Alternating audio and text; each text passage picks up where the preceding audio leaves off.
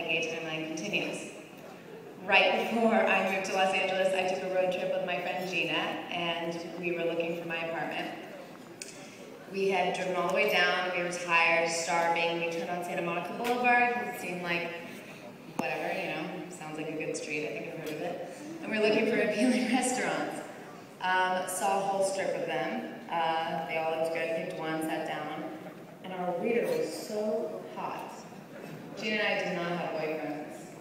And we were like, this guy is so hot. Look at him. He has a tight black shirt on, tight black jeans, cowboy boots, and we realized that all the waiters were really good looking.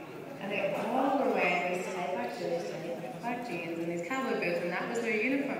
And that was a little curious for us, but we didn't really think about it. Finished eating, paid our lovely, friendly, very, very, very super hot waiter, and walked outside the restaurant, and suddenly there was all these little rainbow flags everywhere. And we thought, oh, look at it. Okay, this must be LA's Castro district. Put it together, loved it, got it, noted it. It was right around the corner from the Abbey. Didn't know that then. Now we know. I live right around the corner. Now, currently today, it's fun. But a couple years later, I was cast in Glee, and my gay knowledge went through the roof. I mean, and I loved it. And I met all of my wonderful friends, and I worked with them, and was employed by them, the whole 9 yards. And it is because of them and our fans that I stand so proudly here today. And I'm so happy to be here in this Last year, during Gay Pride Month, and while performing our Glee tour, we were in Canada, and I was really inspired by the fact that everywhere I turned, there was openly supportive people. You would tune into iTunes, and there would be the flag on iTunes. It was just everywhere, and it reminded me of home, and I wanted to show my admiration for the LGBT community. So, as a cast, I mean, we had a lot of shows. So we tended to incorporate fun little pranks, or change up to the show so that we stayed on our toes, the audience stayed on our toes, their toes, not our toes. One night during our Lady Gaga number, I decided to wear a Legs Girl shirt instead of my usual Lucy Kabushi shirt. And if you haven't seen the show, this probably sounds really confusing. I'm sorry for that. But anyway, the next day I went on my Tumblr page and I wrote about why I chose to wear that shirt and what it meant to me. And so right now I'd like to do kind of an experiment with one of the last portions of what I wrote. So if you will, can I see a show of hands if this applies to you?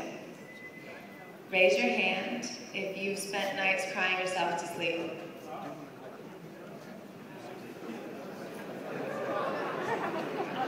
Glad I'm not the only one. Raise your hand if you feel that you'd rather hide in bed all day than face people that make you feel small or powerless. That's it? Come on. Didn't you go to middle school and high school? Thank you. So, raise your hand if you felt you'd rather lie to people than be who you are so that you didn't have to be oppressed, experience prejudice, any of them.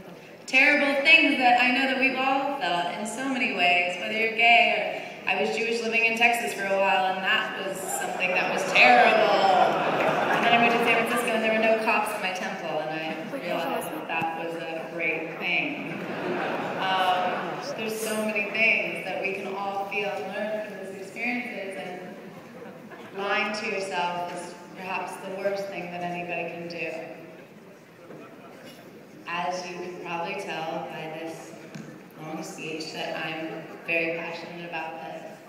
And it is because more than anything, I hate seeing people be hurt. It's the one thing that kills me more than anything. And it seems so unnecessary. So I know what it's like. I know what it's like when that's a constant in somebody's life and what that breeds. So, thank you for having me. Have a wonderful time tonight.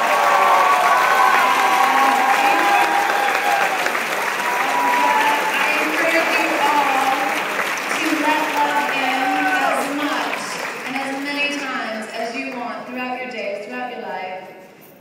And I know that by you all being here, you must.